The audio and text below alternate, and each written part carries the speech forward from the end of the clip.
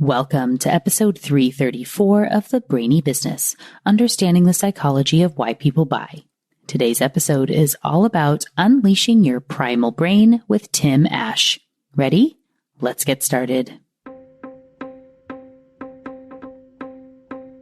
You are listening to the Brainy Business Podcast, where we dig into the psychology of why people buy and help you incorporate behavioral economics into your business, making it more brain-friendly. Now here's your host, Melina Palmer.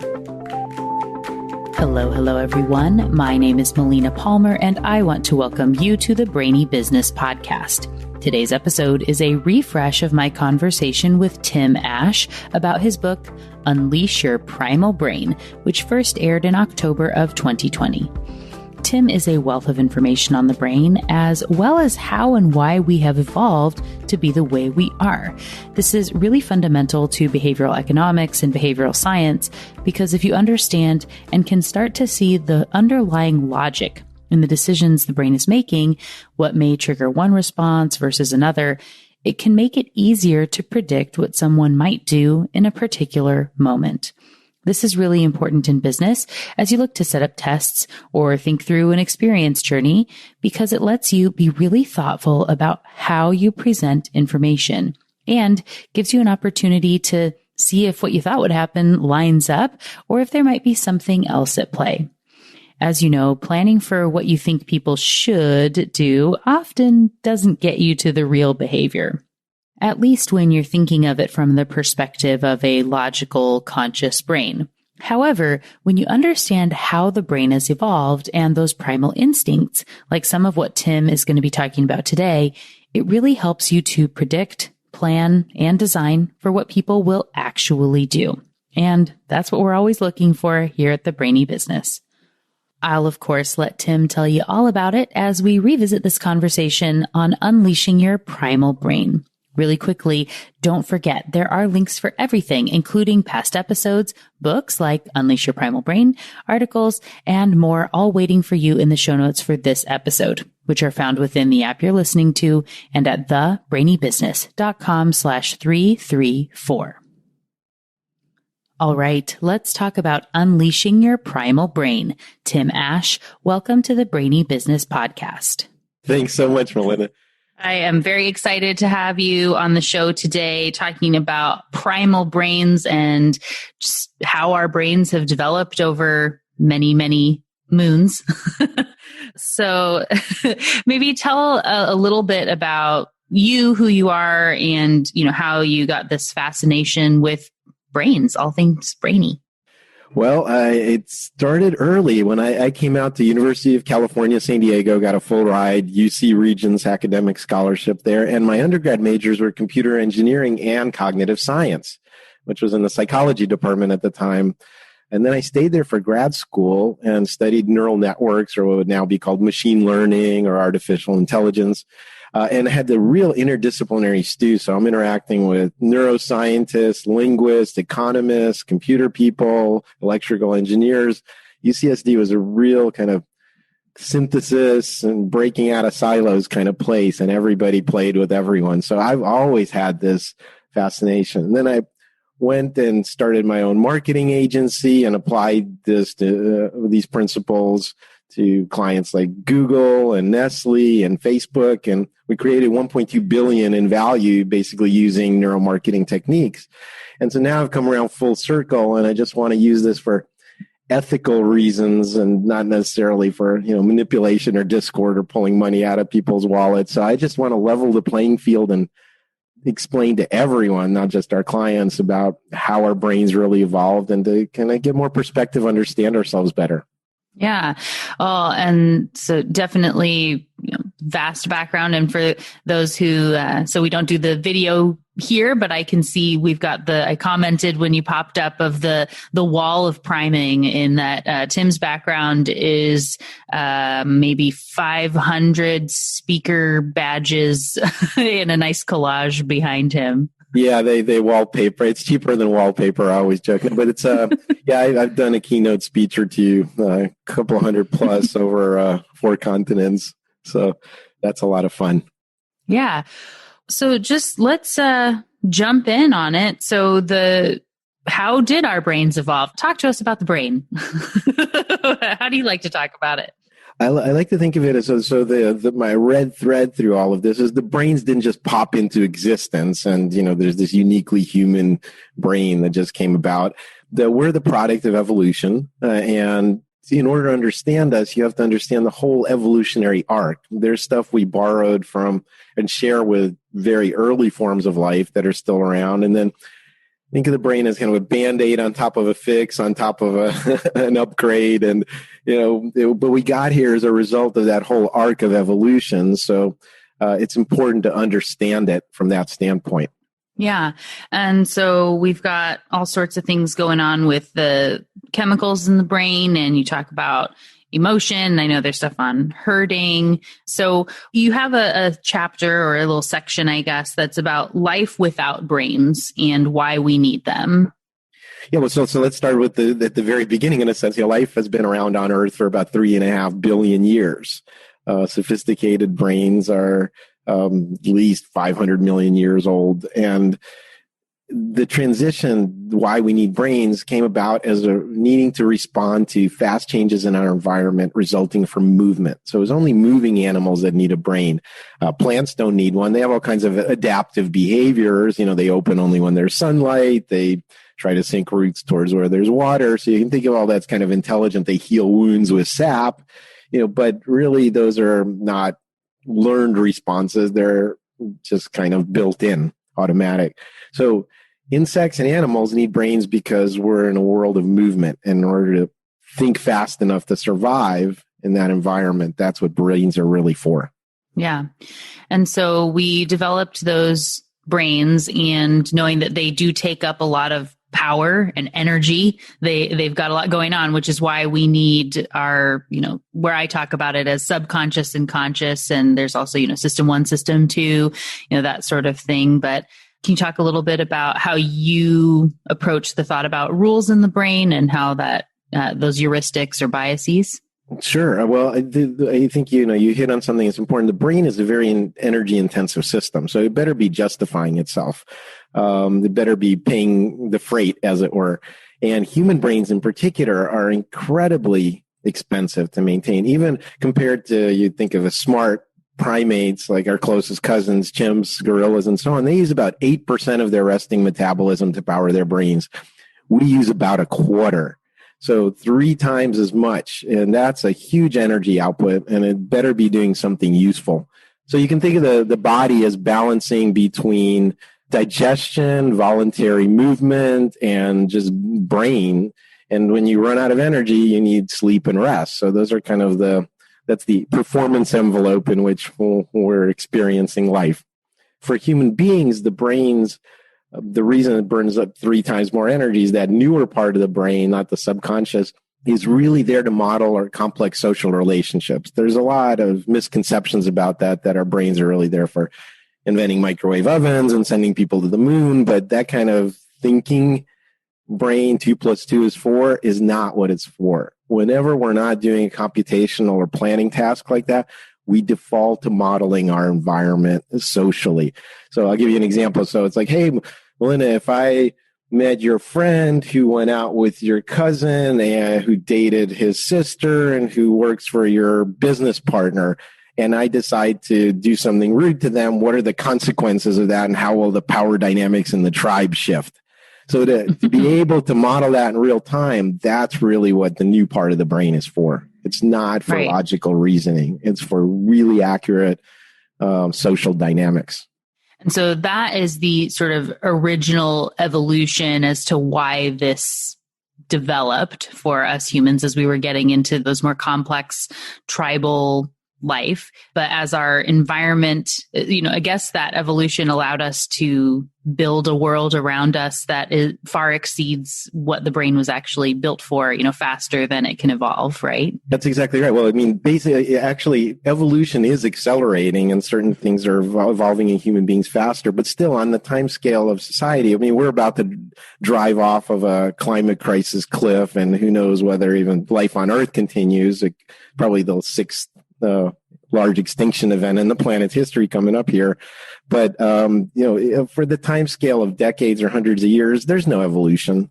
Practically speaking, we're frozen in time, and we have to make do with the brains that developed on the plains of East Africa 200,000 years ago, even in the most recent kind of adaptations. But you're right, we have to try to apply them to these super complicated multi-billion person hive societies and civilizations we've created, and they're not really designed for that. Right. Well, and so you talked about some work you had done in social media world, right? For Facebook, I think you mentioned, and some other groups, I'm sure. So how in that, like the social networking space, I guess, what insights do you have to share? I know that's been a pretty big topic these days too. Yeah, well, it's interesting. One of the things that makes us distinctly human, and one of the key insights, I think, from the book is understanding that we made an evolutionary bet on culture spread. Other animals that range over wide ecological niches, well, squirrels, for example, they were huge size differences from 10 grams to 6 kilograms. Some have bat-like wings. Others have rotating ankles so they can run headfirst down trees. Others hibernate in the heat of the desert sun. And, human beings didn't make that kind of adaptation. Pygmies in Africa are about 1.50 meters. The Dutch are the world's tallest at 1.83 meters. They're not huge physical adaptations. What we made the bet on was culture spread. And we actually evolved physically for culture spread. And so the bet is that we can learn more from our surrounding tribe by aping them and copying them than we can ever in a lifetime of direct experience. And that's what gives us our evolutionary edge. So the implications of that for things like tribalism and social media are vast. Right. And so that's kind of our mirror neurons. We decided to capitalize on them in a way that some other species have not. Well, mirror neurons exist, and there's definitely higher density of certain kinds of mirror neurons. Mirror neurons are actually weird because they tune to different things. So some can be tuned to watching somebody do something. Others are tuned to imagining that they're doing something even when they're out of our sight, behind some kind of obstacle. So that we share with other animals as well. But the larger adaptations, like I'll give you an example. Our brains are very plastic late into life. We're very immature physically, and that's also our brains can grow, and we can kind of download the cultural package. I don't know if you've ever seen the Matrix movies, but it's like, teach me how to fly this helicopter right now. And you download that. Well, that's basically what we're doing by mimicking our surrounding tribe. But to do that, we actually have to put our body development on hold, which is why teenagers rapidly mature only later in life. We want a smaller body so we can devote more energy to wiring up our brain. Another example is like we're born covered with fat. I mean, no other animal when it's born is just like this big blub. And we use that fat to isolate all of the neurons and the brain connections so there's no crosstalk or electrical issues. So these are weird adaptations at a physical level in order to spread culture. Yeah, no, that is interesting. Where you think it's so fascinating to us as humans to say that, when giraffes are born or cows, they just start walking right away. And you go, what? That's amazing. How strange that they do that. But really, we're the weirdos, right? We're the weirdos that take the most care, the longest time. But we're spending our time mimicking, like you say, mirroring, but not just the physical movements, but also the beliefs and values and downloading that from the people around us. So in order to create culture, you need kind of two things. You need to be able to learn and figure out who to learn from, and you need to have somebody willing to teach you. So unlike just male gorilla dominance or something like that among other mammals, we also have this thing called prestige. We actually get a big emotional payoff by paying it forward, by mentoring, by teaching other people. If I came to you and said, hey, Melina, tell me everything you know about the brain, and you're like, screw you, that's taken me decades to get that knowledge, well, culture spread ends. So we have to actually, again, be cooperative and evolve for helping other people learn from us. And if we're an expert in some domain, we get enjoyment by helping others and transmitting knowledge. Yeah. So that actually, when you were talking about the mirror neuron thing and kind of jumping in on that piece, it reminded me that just within this last week of us having this conversation, I know the episode will come out a little bit later, but I had a listener reach out to me on LinkedIn and ask a question where they had recently listened to my episode on mirror neurons, which will be linked in the show notes.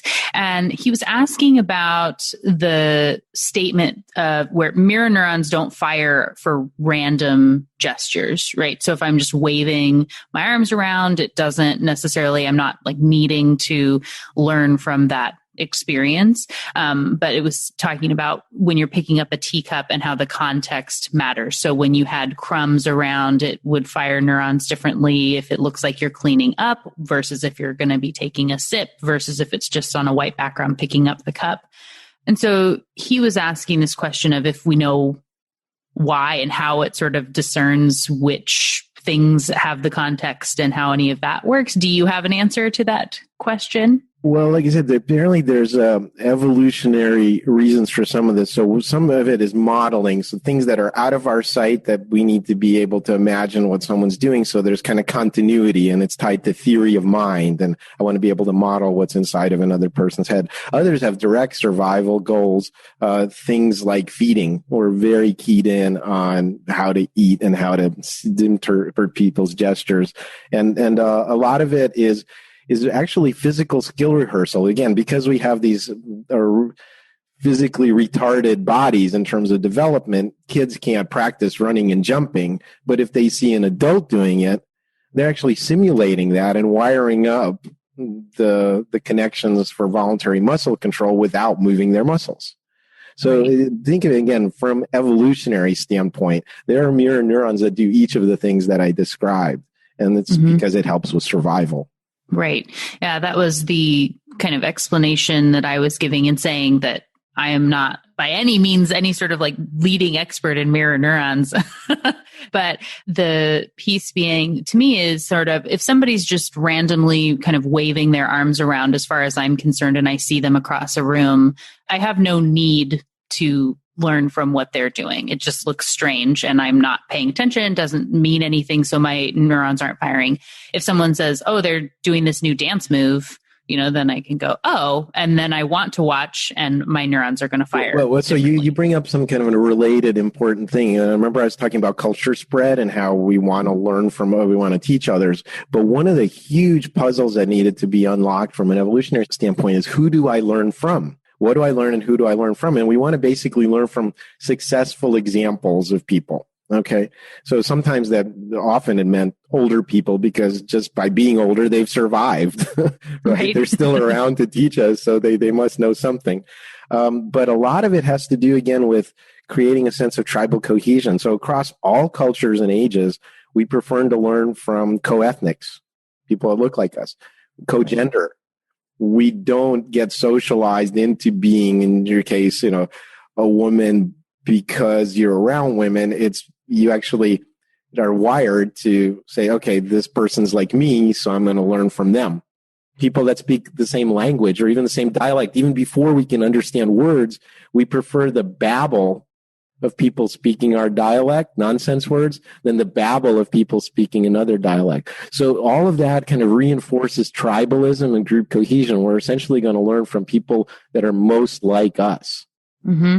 So do you have any tips from your research and within the book as far as these days, now we want to overcome those biases in a lot of ways and to kind of open up those networks. And I know there's, expanding circles of empathy has been talked about a little bit when Gleb Sabursky was on the show. Do you have thoughts on that process and how we can work with and against those traits? I'm not super hopeful in a sense if you're talking about society or politics. So I'll just put that up front. I used to be an optimist and now I feel that I'm becoming a realist and the reality isn't looking too good. What I mean by that is, like I said, our advantage wasn't as individuals. We're not the strongest or the smartest. In fact, because of the huge energy needs of our brain, we have to have weaker bodies. So we're kind of wimpy. We walk on two legs. Our shoulder joints are weak. Our backs hurt. It's just not a good thing. And that's all to give the brain the extra power that it needs. So here we are banding in little tribes, learning cultural stuff from the people around us. And the whole point of it is to have an advantage against other tribes. So literally from a survival standpoint, we want to cooperate inside the tribe, but much of human evolution can be described in terms of which other tribes we wiped out or, dominated. And we naturally form into tribes. I mean, I remember I was in Australia once and I went to see an Aussie rules football game, and it was in Brisbane, but I wasn't rooting for the Brisbane team. I was rooting, like the person that brought me there, for the Carlton team. And I bought one of their little scarves and everything. And all of a sudden I'm a Carlton fan. In her family, that went back 3 generations, but I kind of like got on the tribal bandwagon with her. So we'll form tribes over the stupidest kinds of things. And that's also part of our nature. And then once somebody locks into that tribe, it's very, very hard to have them accept other views.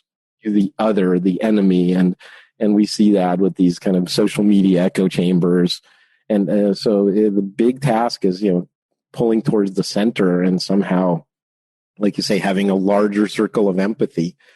Actually, an interesting side note: I did read some sociological research that said if you think about these concentric circles of empathy, right, that progressive and conservative people, I don't mean politically, but rather conservative as in cautious, tend to have different spheres of concern. That for conservative people, it's more local. It's about me, my family, my church, my town. And for progressive people, it's more universal. It's my country, or all human beings on the planet, or all sentient beings on the planet. I mean, you don't find a lot of PETA supporters among conservative people, because caring about animals, which is even beyond caring about all people, is a wider sphere of concern. And so I just found that to be very interesting. So one of the antidotes I give at the very end of my book is try to attach to larger and larger tribes. Go meet with people that are different. Talk to them. I mean, we all have the same basic needs, and that's what the book is about. Well, all 8 billion of us on the planet share, but we definitely have different cultural downloads inside of our heads. Yeah. Yeah. Well, that's where I think about it and I talk about this in some of my presentations on change management when you're looking at a company, and where a lot of businesses get siloed. Most businesses are very, very siloed, right? And you end up having this team against that team. And if they win, the marketing versus sales, or marketing versus finance, product, right? Product marketing versus the world, I guess, is sort of where. Well, yeah, pretty much everyone against marketing. I know we're cut from that same marketing cloth. So I get that. And when you embrace that and say, this is our team and we're against you, it's just so much more difficult to have a company that can be really successful. You're just making it so much harder on everybody instead of saying we are all team company, whatever the business is. We're team Facebook, team Amazon, whatever that is. And even there, though, that's one of the things that there are antidotes to this, in the sense of, like, we know that large synchronized group activities have an effect on us. So whether that's singing in the church choir or it's doing Tai Chi in the park, I mean, it can be even with total strangers that you've never met and that or that you don't like. People you don't like, but participation in synchronized group activities, even doing the wave in a sports stadium, actually makes us feel better and brings us closer together. So that's one way. If you can get people to do the dumbest whatever, like you're at the company event, let's bring all the departments together and do the hokey pokey.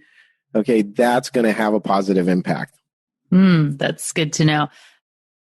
I am potentially one of the weirdos of the world, which I know that anyway. So I'm definitely one of the weirdos of the world. But so I am a person who will not do the wave. So okay, well, there's weird, and there's that acronym. What is it? Western educated. There's that. We are weird because in the West we go against basic human nature. Now, culture is so strong. We think we're individuals. That's a key component. Like, I'm an individual. My particular happiness matters. I have agency in the world and all of this stuff. That's a very Western idea. Most of the world in the Far East, thinks more communally and get along, harmony. That's actually much more in line with the basic biology of it.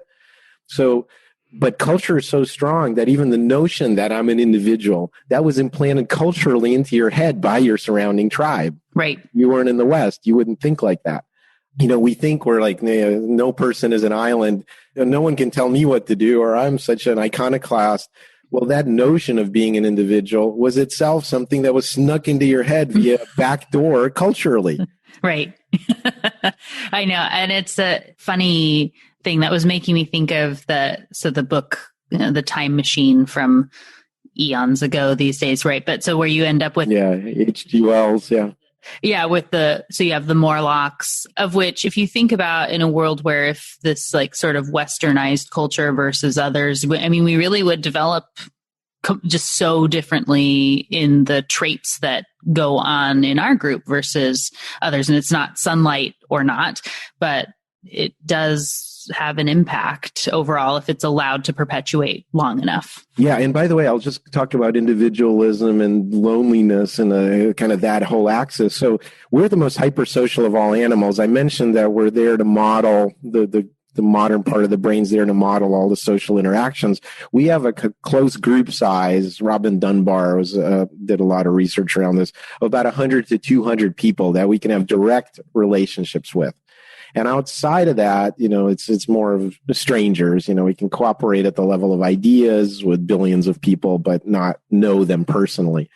But one of the things that's key about us is this hypersocial nature and this need for connection. All mammals have it, but we have it to an extreme degree. So the worst thing you can do to somebody is isolate them. And all the social sanctions, if you don't spread the appropriate culture, if you don't bend to the will of your tribe, if you don't put the right political sign in for your front yard based on where you live, there's this escalating kind of degree of compliance. We're kind of all sensors and of other people's behaviors, keeping them in line to make sure that culture spreads effectively in our tribe. So, it could be ostracism, it could be denial of economic or mating opportunities. It could be banishment. It could be death ultimately if it's extreme enough. And that is there to keep that kind of cultural fidelity. But like one of the worst things you can do to someone is cast them out of the group, right? I used to live near Philadelphia when I went to high school. There's that famous art museum with Rocky, pumping his fists on top of the steps. Not too far from that, like within a quarter mile of that is the penitentiary. And this was like in the early 1800s, they developed this thing where the idea was that human beings are intrinsically good. That was the belief. And the only reason they become criminals is because they had bad influences around them. So if you just keep them in a cell with the good book, with the Bible for 24 hours a day, they'll come back to their better true nature. And basically people went insane. Right. And you see this in the maximum security prisons where they keep the lights on all the time. You're in your cage 23 hours a day. We cannot be isolated. That literally drives us insane. Which that's why, solitary confinement is the big threat. Is inhuman. It's just, we're going to look back on this 50, 100 years from now, if we're all still here, and say that was just, oh my God, that was so Dickens, Mm-hmm, mm-hmm. Yeah. I think we all get it on some level, but it's when I guess those punishments come in or whatever it is, or you think about ostracizing the group. Even as, as we're developing as children, right, where the group of the cool kids don't want to hang out with you, or you're not part of you weren't invited. Yeah. That's why all those, I have two teenagers. It's very painful going through junior high and high school and all. Their problems are just as real and they have strong hormones as well. But the social stuff, that's when it first develops, as you transfer your allegiance from your parents to your larger group of peers. And that's the transition that teenagers are making. In fact, when you ask them about their self-image, they'll access that part of their brain that has to do with the model of how other people perceive them. It's not even like, you ask me about me, this is me. No, it's like, you ask me about me, what do my friends think of me or other people think of me? Right. Mm-hmm. So that becomes much more important. If you once you're a parent and you get to that stage, you see that you have no influence on them. Their peers do. is they're transferring and reattaching to a different tribe from mom and dad. Yeah. That made me think of, I'm a big fan of Dove's Real Beauty campaign stuff that they've done over the years. And specifically where they had and it might have been actually, now that I'm saying it, might have been Secret, but whoever had the Like a Girl campaign to say, if you throw like a girl, if you run like a girl, if you do this like a girl, and there you can see the small children, young girls, where if you say run like a girl and they just run, right, as hard as they can but there was the certain point where it becomes this wimpy mockery of whatever the action is. And that happens right in those teenage years. Like if you look at girls' school performance, they're always outperforming boys, especially early on. And then when you hit puberty, boom, in a couple of years, self-esteem declines. You care about what your friends all think about you. And a lot of them, go off the rails academically because of that reason. Right. And so knowing that if there was a simple answer, this would be something that was solved already. But as many people listening have children of that age or soon to be, or just if we think about, because we keep those traits over time, especially if it's worked for us feels like it's worked for us, maybe we keep some of those tendencies as we get into business and relationships, and might be, we still have that premise of being like a girl and that's bad and all these phrasings and such. Do you have any tips as it's, raising good humans and, sort of beyond that point, I guess, or the way we can change in ourselves? So what you're talking about is changing your cultural package, right? And I think that there's at the wiring level, the first 5 are critical. Knowing that you're loved, that you're physically safe, all of that. In a way, it's like our brains are so big, by the way, here's another odd evolutionary thing. We're born premature. They often talk about babies that are up to 3 months old as being in the 4th trimester because they're still developing, but they just couldn't have fit through the woman's, the birth canal and the hips if their head got any bigger, right? So we kind of do a lot of our brain development out of the womb, even though it should be prenatal. So the first 5 years is almost like at the level of whatever you experience then, that's hardwired. That becomes part of your biology. That's not even independent of culture or anything like that. So that can't be changed. And so it's really important to make the first 5 from a nutritional standpoint, sleep standpoint, social attachment. That stuff's really critical. Mm-hmm. Yeah. And you can't undo it later in life, unfortunately. That part's pretty much becomes you. In terms of social attitudes and things like that, I think that any exercises that invoke empathy are important. So you call it, my wife's a social worker. She talks a lot about cultural competency and, training in it. And it's like understanding the beliefs of certain groups and how they approach things. Well, you have to, if you make people model what the behaviors or the experience of other people, that automatically kicks in empathy. And then they have a more direct experience with other people and forcing them to walk a mile in other people's shoes. That's your best prescription, really.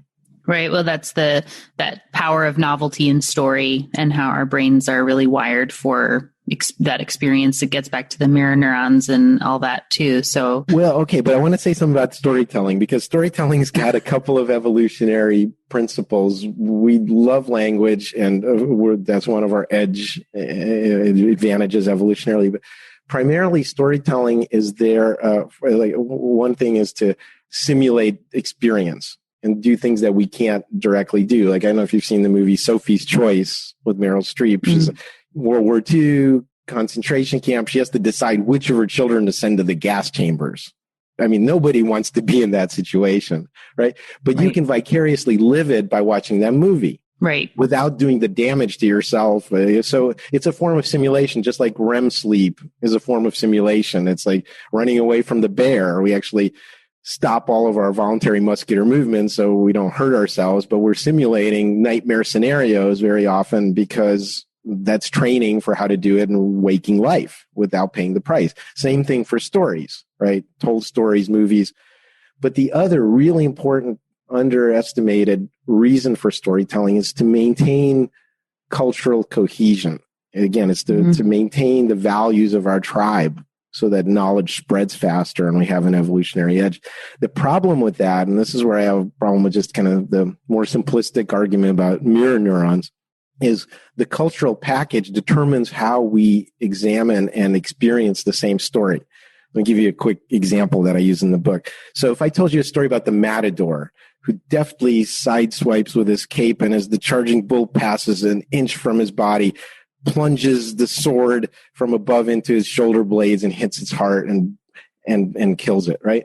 So if you're in Spain, some people would say, okay, that's about the noble matador, about being the impeccable warrior, about heroism, about standing up to giant forces of uncontrolled nature.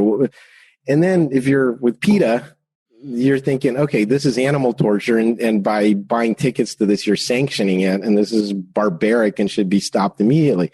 Same objective story I just told you is going to be experienced very differently based on your cultural package. Right.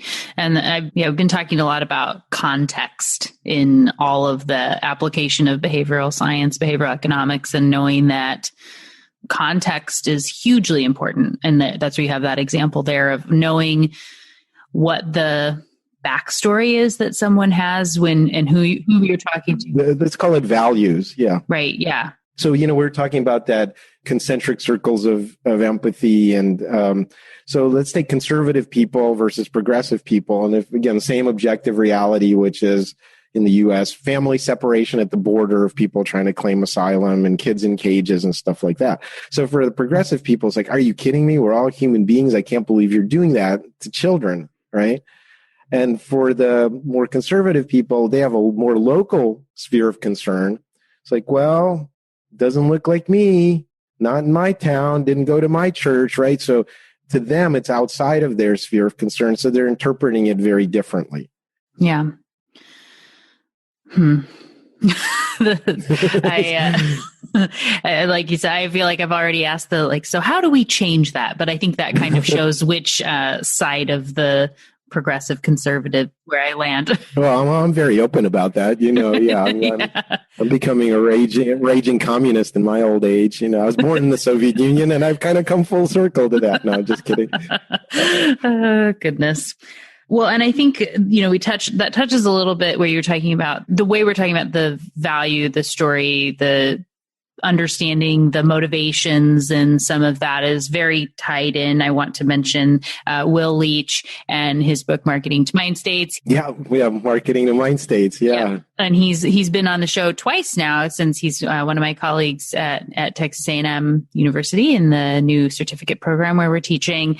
And so I believe that might be sort of how we got connected as well. Yeah, well, he's read my book and was kind enough to provide a blurb for it. Yeah. Yeah, he is a super awesome guy. I'm a big fan. And I think it ties in a lot in some of understanding that brain space and how that applies into marketing messaging as well as interpersonal relationships and all of this. It's all tied in together. And, Nir Eyal, who I believe also had a blurb for your book, and he's been on the show. Yes, he did. Yeah. Nir's had two great books, Hooked and Indistractable, his latest one. Yeah. Yeah. He came on and talked about Indistractable. And that's where I think it's a similar path, like you're talking about. He wrote Hooked and then kind of the Undoing Project. Yes. Yeah. And then that's like you're saying you had your work and now looking at this Unleashing Your Primal Brain and how that is a different perspective. Well, I'd say so my reason for writing the book is this isn't an applied book. You get tons of insights out of it if you're a marketer or a business leader or sales or persuasion. But this is just as important for relationships. I cover gender differences and culture, like I said, tribalism, belief systems, all of that. Or for personal development, understanding creativity and sleep and whether chasing happiness is a good idea at the neurochemical level and the side effects of that. So this is really like the operating system or being human 101. It's not an applied book. It's just to distill all that in a non-scientific, non-jargony way and make it accessible. Yeah, just a more in-depth of where a lot of the concepts that the listeners have heard on the show and where we talk about how the brain works. And if you want more and way more on what that all means, and just a really fascinating dig in on the brain and how it got to be the way that it is, to understand that on a deeper level, this book of Unleashing Your Primal Brain is very much the way to go. So, well, thank you. Yeah. I mean, I just looking at it is explaining the why behind it. I mean, I'm a practitioner like you. I was in marketing, right? So there's behavioral economists. There's people changing habits at the individual level, like, invest for your retirement and eat your broccoli kind of stuff, right? Or social policy or medical imaging. But everybody's like those proverbial men around the elephant, touching different parts of it and describing it differently. And I'm saying, like, here's the elephant. It's evolution. If you want to understand the why behind it, you have to see how it all evolved. And then all of this stuff kind of makes more sense. Yeah, absolutely. Well, there will definitely be a link for the book in the show notes. That's easy. It's primalbrain.com. So that's... that was where we were going, right? So what's the best way to get in contact with you and find more information, which it sounds like checking out primalbrain.com is the... Well, if you want to get in touch with me about speaking or the online marketing consulting or anything like that, that's timash.com. Also pretty easy. It's TIMASH. But primalbrain.com specifically about the book. It has a table of contents, the intro, and some more where to get it, of course. And it's available in ebook, audiobook. I know some people prefer that. And in the U.S., pre-release autograph copies you can get on my site directly. Woohoo! Awesome. Well, that is fantastic. Again, we'll have all those links, and just, thank you again, Tim, for joining me today and talking about the new book and all the amazing work that you've been doing on the brain. No, it's my absolute pleasure. So, what got your brain buzzing as you learned about unleashing your primal brain today? For me, I always love digging in a little deeper to find that story behind the story, to ask a great question and find something that others don't necessarily see, to find out why we do the things we do and how to better communicate with anyone. I really love how Tim's work gets so deep into our nature to understand human behavior at this primal level. It's really cool to see how we've evolved over time and how that impacts the decisions people make today, as well as what makes us successful or areas for potential improvement. There are several episodes linked for you in the show notes, including some that have come out after this one originally aired that I think are really tied in to what Tim and I discussed in this interview. First off, you'll find my conversation with Marcus Collins on his book, For the Culture. Because Tim talked so much about culture today and how our tribal tendencies impact behavior, I knew that conversation with Marcus would be a great fit here, and it's such a great book and conversation. I've also linked to my first interview with Gleb Sapersky because we talked about something similar in that conversation as well. Plus, I've got my conversation with Doug Kenrick and David Lundberg Kenrick on their book, Solving Modern Problems with a Stone Age Brain, my top recommended next episode after this one, because it's so related to everything we talked about with Tim. And taking that to the next level of application in life and work in a really cool way, you're going to love that one. And in case you're wondering why I chose to refresh this episode today, it's because of my conversation this coming Friday with Siggy Hale, a neuroscientist who has made his way into industry, but has over a decade of work and research in neurodiversity, specifically ADHD. In our conversation, we talk about how to understand your brain's natural tendencies and work with them so you can optimize for your brain type, with a big focus on ADHD. It's such a fascinating conversation. I can't wait to share it with you. If you aren't yet subscribed to the Brainy Business Podcast, now's a great time to do so to be sure you don't miss that episode when it comes out in a few days. And to make it easy, there's a link in the show notes, of course, along with links to those related past episodes and books, as well as a time-stamped summary of the episode and more. It's all waiting for you in the app you're listening to and at thebrainybusiness.com/334. And just like that, episode 334 on Unleashing Your Primal Brain with Tim Ash is done. Join me Friday for a brand new episode with Siggy Hale discussing neurodiversity at work. It's going to be a lot of fun. You don't want to miss it. Until then, thanks again for listening and learning with me. And remember to be thoughtful. Thank you for listening to the Brainy Business Podcast. Melina offers virtual strategy sessions, workshops, and other services to help businesses be more brain-friendly. For more free resources, visit thebrainybusiness.com.